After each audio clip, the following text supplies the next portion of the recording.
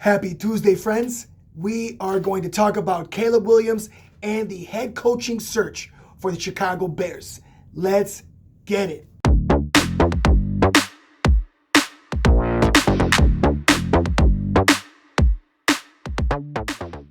Welcome back, Bears fans, or welcome. Nice to meet you. My name is Victor G, and this is the Bears Game Podcast. Nice to have you. If this is your first time, please hit that subscribe button, like, share. Friends, this really helps the channel out. We are getting started. We are full steam ahead. The channel is growing by the day. Small, micro pod, like you like to say, or this is just a nice growth. We've had some fun, and we've had some tears. This season has been a hell of a season. We did not anticipate, many people, the 10 losses. I sure didn't think we were going to go on a 10-loss losing streak. That was not, yes, we snapped it. We snapped a losing streak against a team that pulled all their starters. That team, when they pulled their starters, the coach just checked out mentally. Because even Packers fans said, how the heck did they not call a timeout or kill clock and beat us? We were doing even with 8 points up. Look at my reaction. I said, you know what? We will do something. What are we going to do? And a minute later, fumble. The announcer said, what is the Bears going to do to lose this game? Seconds later, Caleb Williams, whoever that idea to throw that ball to DJ Moore was awful. I hated that throw. I hated that play so bad. It was just the cornerback, he read that play. As soon as it got out, pancaked. Ball pops out. There's the football. Now we're losing. We were up by 8. Oh, and it just got worse. You saw the last 2 minutes were just full disaster. We did everything we could to just try to lose that game. And Caleb Williams rose above. He rose above the refs, Green Bay, his own coaches, his own team, penalties. He rose above, my friends, and got that ball. Caleb Williams and Cairo Santos got it done. I'm telling you. And what are the chances to be in that exact same spot? What are the chances to be in field goal? The game is going to be decided on a field goal at the last second, just like, 5 weeks ago against the same team? First time we've beaten the Packers since 2018. First time we've beaten the Packers on the road, 2015. We have little room to brag, little room to talk. They pulled their starters. This is no time to gloat because we beat a team that's locked into the playoffs. We're cleaning out lockers, friends. We have no room to be trash talking the Packers. I do have I'm a little disappointed on the Packers. Some of the Packers fans. You know what? I have interacted with some of the best fans in our division.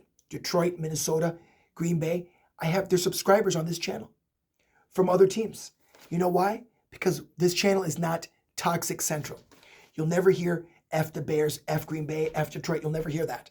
You'll never hear that because it's about football. And we're going to talk about football. We'll call out a dirty play. If there's a dirty play, we'll call out bad coaching. We'll call out lack of effort. We'll call out ownership. But we will not bash fans. That's not us. You guys do that. Toxic fans, have at it. Not us. Not here. We were not going to character assassinate Caleb Williams. That man has done something that our last quarterback failed to do. Beat Green Bay. We'll get to the numbers in a minute. I like the interview. I really did like the postgame interview. I love Caleb's as well. Kids growing on me. He admitted last week that he took ownership. Those sacks, a lot of them were on him. He took maybe more blame than I think he should have. He took it seemed like he was taking 70, 80, 20. 80 on him, 20 on at worst, 50-50. I'd say half, realistically, probably 40% were on him. 60% were on that Swiss cheese O-line that we have. Really bad. So I like him. I love how he says at the end of every post game, "Duh, Bears." I really do. It's just, he's our quarterback. And just like I rolled with every quarterback we've had since 1985, I go that far back. I was alive when we won a Super Bowl. That's how far I go back. Guys, I was around. I remember the Super Bowl shuffle. So I know what I'm talking about when it comes to Chicago Bears football. We doomed Green Bay to face Philly. The Packers have only one win in this division, and it's against us. When's the last time we could say that? That was crazy. I'm sure everyone wants to know maybe some interesting stats. Caleb Williams, 4,000 yards of offense, I guess, for the team. Caleb Williams, 3,541 yards, 20 touchdowns, 6 interceptions, and a 46.7 QBR. With rushing, 489 yards rushing. For Justin Fields, his predecessor, 1,870 yards in his rookie season, 7 touchdowns, 10 interceptions, and a 73 QBR. We don't want to talk about fumbles. Fumbles, 5. Second most in NFL. QB fumbles, 12. Third most for his rookie year. 420 yards rushing. 5th for a rookie. He was great on his legs, but the arm. 7 touchdowns, 1,870 yards compared to 3,541 yards and 20 touchdowns, 6 interceptions. Jay Fields, 10. The numbers do not lie. The QBR does not tell the story. That QBR, there's a lot of multiplication and division. Go look it up. I did my homework on the QBR. It is a complicated math equation that relates to that. So sometimes it can tell the story. But for this season, I'm not worried about QBRs for either quarterback. We're going to get right to the nitty gritty. So jumping right into Black Monday, yesterday's news. Doug Peterson. Remember Doug Peterson? When he iced us against that Eagles game, the former head coach of the Philadelphia Eagles, he iced us for that double doink. You know, we were there. And then, so he was fired from the Jaguars. This was Monday. Giants keep Brian Daboll, first-year head coach. Robert Saleh from the Jets, Dennis Allen, Saints, Matt Eberflus, the Bears, were fired mid-season. Gerard Mayo, fired after the win. He's from the New England Patriots, Bill Belichick's replacement, versus the Bills. Had they lost, they would have the number 1 pick. Because they won, they dropped down to the number 4 pick. And I'm sure the owners were not happy. Hot seat. They believe Mike McCarthy is on the hot seat for the Cowboys. And they're talking about him, interviewing for the Bears. So I think that's been announced. Caleb Williams had a what do you call that? Forgive me. Post-game interview. Midweek interview. Forgive me. And I like what he said. He took ownership. I like that. He took ownership. Strongly defended his O-line. He called the narrative stupid. I believe a lot of those sacks were on him, but 60% were on the O-line. Maybe a good solid 40% were on Caleb Williams. Maybe a little bit less. It's hard to say. The play calling for this season was, I really did not like it at all. Just going to be transparent, and we're just going to keep on rolling. Coaching getting fired. He came out with it today, and he said the coaching getting fired did not help him. Forgive me, this was yesterday. I'm all over the place. And that there's a lot of things he admitted that he did not know. He just admitted, he's like, there's a lot of things I just did not know and learned. And Thomas Brown, some intense conversations. They both confirmed there were some intense conversations between the two. And Thomas Brown brung up, I'm sure both of them mentioned it, especially Caleb Williams' body language. How important his body language was. He said, my body language is extremely important on the field, off the field. And people were not liking the body language, and I'm 100% confirmed that Thomas Brown addressed it. I like him. I don't believe he's going to go back up to the box.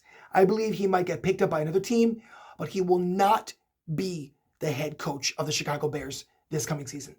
Not hurting anybody's feelings. I just don't think, I'm strong that will not happen. There's some names that are so high up this priority list that Thomas Brown, he just didn't have the debut. This last win against a team that's already locked into the playoffs, who are pulled all their starters, this will not award him. That victory Sunday will not award him a job as head coach for the Chicago Bears. Caleb Williams, really, you can tell long story short, he digs him. He said he has much respect for him. He's fascinated by him. He's been watching him very closely. He mentioned that getting the win at the end of the season was very important for him, obviously. But that's what that was. He really likes Ben Johnson. So I think that's a good thing. Bears are interviewing requests. Like I mentioned, Mike McCarthy, Brian Flores, Arthur Smith is the offensive coordinator for the Steelers. Mike Vrabel, he's been to he has Super Bowl experience. He has head coaching experience. I want a head coach with experience, but I am not anti. I had to give it some thought. First time head coach.